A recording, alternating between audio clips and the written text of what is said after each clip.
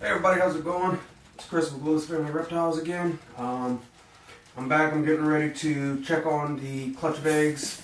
Like I said, I was going to on Monday, so pretty much getting ready to pull out the eggs out the incubator, check on them, make sure there's not any moisture on the eggs, make sure everything's looking right with them and all that good stuff, check the temperatures, and that's going to be about it. Like I had said, I'm going to be checking on them roughly once a week just to see how they're doing, and I'm going to go ahead and record that each time. I know it's nothing all that fun in the video. Maybe I got to do a feeding later. I don't know if I'm going to do it today or tomorrow. I should probably go ahead and do it today, but I got a bunch of stuff I got to do after this. So if I feed them later on, then I'll go ahead and record that as well and get that posted maybe. Scarlett just ate yesterday, so she's nice and burrowed underneath. The geckos just ate the other day. It's pretty much the baby balls and the adult balls that need to eat today. Little update, I'm going to be replacing my rat rack soon. Going to be rebuilding it, doing a different tub system since I'm switching over to doing just the African soft furs. Actually had a little bit of an incident with two of my African soft fur babies escaped. I say babies, they weren't babies, but they were young. Apparently African soft furs can get through the half-inch hardware cloth that you would normally use for the fancy rats. So only the young ones can, but I've looked online and saw a few people say that they can do that. They get big enough to where they're hopping around, they can hop high enough to reach it, they can grab hold of it and pull themselves through.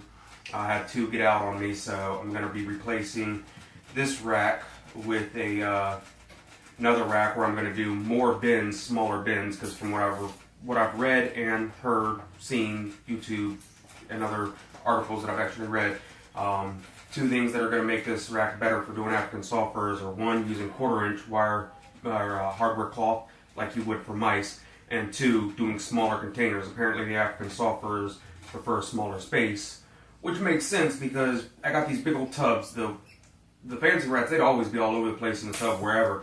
The African soft furs, they tend to stay in their little corners and they don't really like going around inside the tub. It almost seems like they don't like having as big of a tub, so that really made sense to me. So since I'm going to be redoing it anyways to redo the hardware cloth, I figure I might as well do smaller tubs.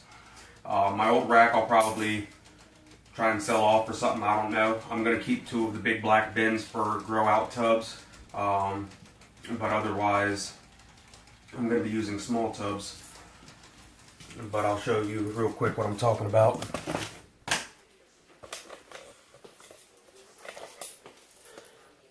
As you can see, you got that one hiding in the corner. These two in the corner, and there's one in the corner back there. Other than when they happen to be in the house. Oh, it's not in the corner.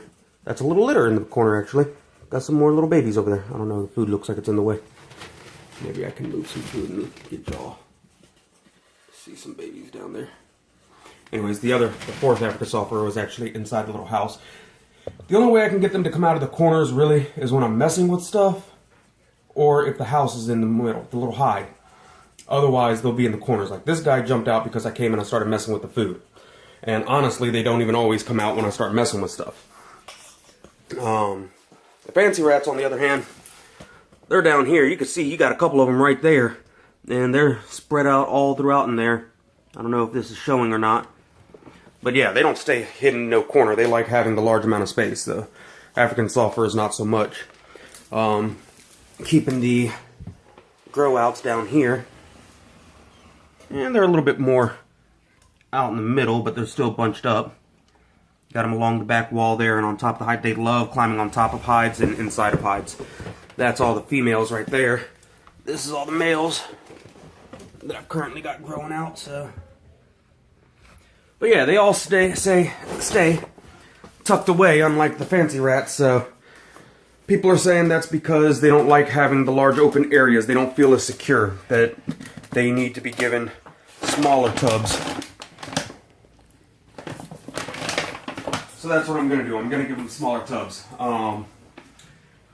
Basically, something similar to a 16 quart or another. In fact, I think the one I'm looking at, I want to say is actually 18 quarts. I saw it at Walmart. It is Hefty brand makes a tub that is I think 18 quarts. If not, it's somewhere around there. Has a smooth side, so there's no ledges or edges for them to chew on. A little bit deeper than I would have personally liked, because I don't need very deep for them, because that just means more bedding I have to pack on, but it's not that big of a deal, especially since it's going to be smaller containers.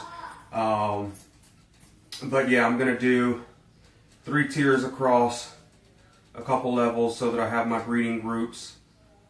Then I'll have 2 of these large gray black bins on the bottom. So anyways, let's get on to the clutch of eggs. Got on a little bit of a rant about the African soft furs. Not even paying attention to what this video is supposed to be about. Isn't that just like me? Get to talking about one thing and completely ignore what I was originally talking about. Can you tell I get easily distracted? Temp gun, that's what I forgot to grab. Temperature probe, whatever the thing's called. I think I point, click, and get a temperature. Okay, so let's check on the eggs.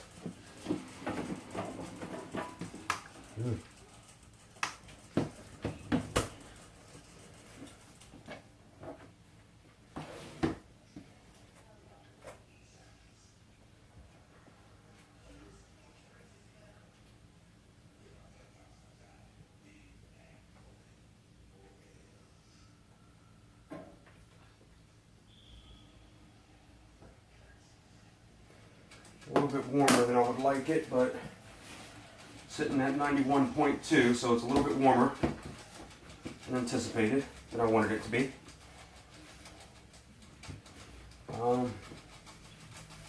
Got a couple of strange little small round dimples in here that might be from where water fell, hit, and dried up. I don't know. I'm not seeing any actual signs of any kind of mold or anything, so I wouldn't think it's from the water. I don't know if you can see that where the camera's currently at. Not really. Let me see if I can't maneuver this a little bit. See how this one's got the little small round dimples, almost like maybe water hit there, but I don't see anything that says there was any kind of mold there. Might just be the way the eggs are. I don't know. Might be that water is hitting them somehow. If so, it looks like it's drying up and not lasting. Otherwise, everything seems to be doing good. Still got a good texture to them. So yeah, that's about it. Temps are going good. I got 90.2 reading here, and 91.2 here. So this is a little bit warmer. Last time this was around 90.4, and it was like 88.6 or something like that over here. I don't remember. And then 84 on the other side. I think it's been a few days. I don't really recall exactly. I just remember that I scooched them to the back because I was getting better readings towards the back, so I moved them some. But, yeah. I'm going to keep doing this because this seems to help out when it comes to taking the lid off. I don't have water dripping down on the eggs when I take the lid off to check on them. The temperature is a little bit high.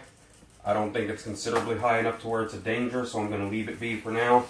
If it continues to stay too high, which obviously I wouldn't know until next week if I'm only checking it once a week. Let me see here.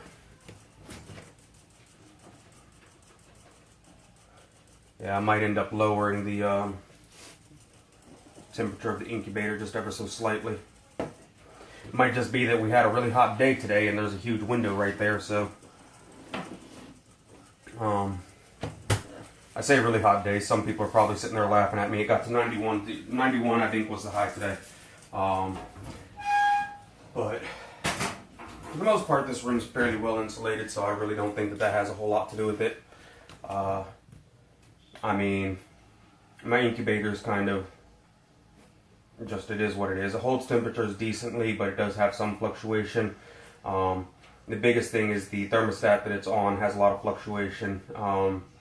I had it originally on my Bavarium Electronics 300, the VE300, but because I'm running these 2 racks on separate thermostats and her things on one of these as well, I put the incubator on the Big Apple Herp, which is not proportional and may not be as accurate. So